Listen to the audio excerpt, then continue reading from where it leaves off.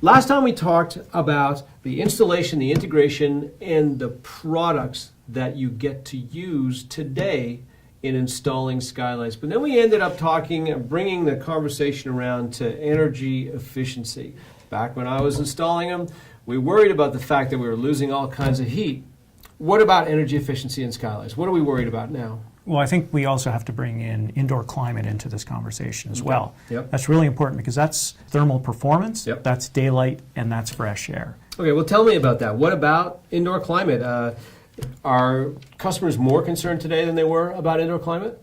I think customers are more educated than ever on trying to have a healthy home and a healthy environment that they spend a lot of time in. So are you saying that skylights will help? When it comes to indoor climate, skylights are extremely helpful because when you're looking at daylight, you can get up to twice as much daylight with a skylight. As what? As a vertical window. Okay. Yeah, and you're able to get daylight deeper into a house. So as we build houses closer together, it's harder to get light into the core of the home. That's certainly true. So, I guess in urban areas, you can have houses that are stacked up like a foot apart. So. Oh yeah, for sure. And Well, Mark they mentioned- remind us of single-family homes that look like townhomes, at least as far as light penetration coming into them. Yeah, so skylights will certainly give you the opportunity to bring more light into the home. What else will a skylight do for indoor comfort and energy efficiency? Let's not forget Yeah, that. well, I'm going to circle back to energy efficiency Okay. because it's extremely important. When it comes to fresh air, if you put a skylight that opens, a venting skylight, at the top of your stairs, then you can bring fresh air to the ground floor and the second floor as the hot air exits through that skylight. You're talking about the chimney effect. That's exactly what I'm happens in a talking house. about. Now, So- when I was a builder, we were worried about the chimney effect because it was sucking all the air out of the house and creating more energy waste. Why is it good in this particular case? Well, it's good to make sure you've got enough fresh air in the house. It's also good in the summertime. You can use it as air conditioning.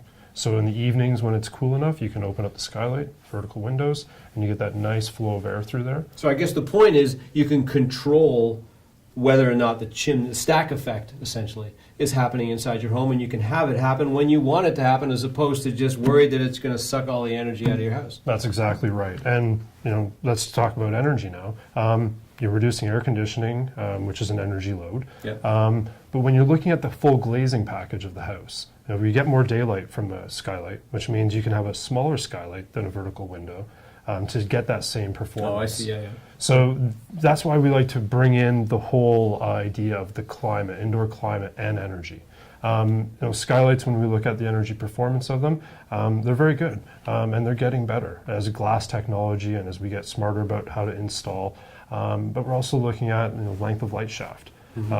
Small things like this that are very easy for a contractor to wrap their head around because you get heat loss through extra walls. I would imagine that a lot of customers really don't even know when a skylight would make sense, and sometimes it happens that they build a home and they go, oh, gee, I should have put a skylight in there. That's a missed opportunity for the contractor because if that homeowner comes in after the project's done and says, oh, it's kind of dark, I wish I'd done a skylight, that's a lost opportunity for that contractor. Had he given the option to the homeowner and did it in a confident way, in a way that say, this is going to really highlight your project, they might have gone for it. One of the things that you were saying before, when we were talking earlier, is that skylights can solve some building code problems for homes in certain situations. What did you mean by that? Sure. Well, there's a couple that really come to mind very quickly. The first one is zero lot line.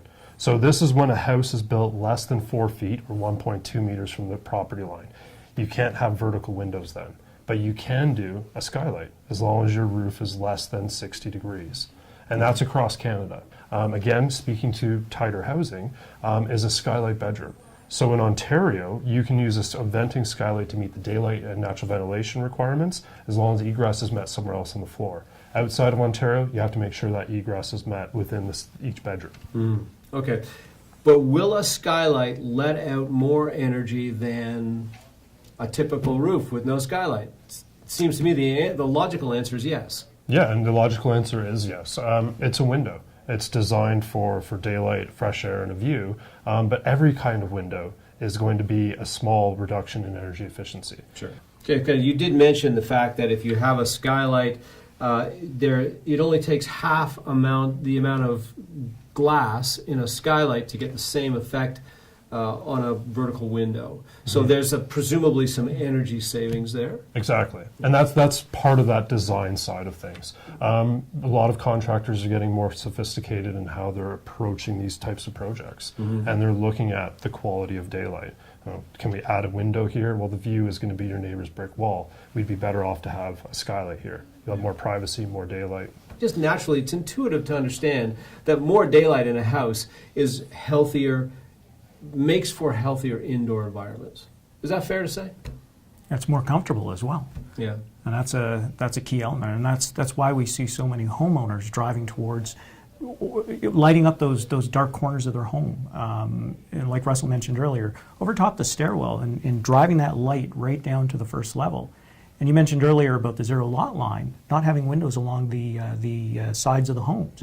Well, that's typically where your stairwell is. So that's a perfect place for putting a skylight and drawing that natural light down and having that stack effect with the fresh air. I actually find with the stairs, it also makes it safer because you have that even distribution of light. I'm much more comfortable with my kids on the stairs. Right. Well, it sounds complicated. Again, I look at it and I say, am I going to be able to understand this well enough to make sure that my skylight or the skylight that I'm recommending to my customer is properly placed, is the right kind of skylight? But I understand you have some training available to me to make sure that I don't make any of those mistakes. Do tell. Yeah, so we do contractor training, Yeah. and that training would include installation and design and how to talk to the customer about what the options are.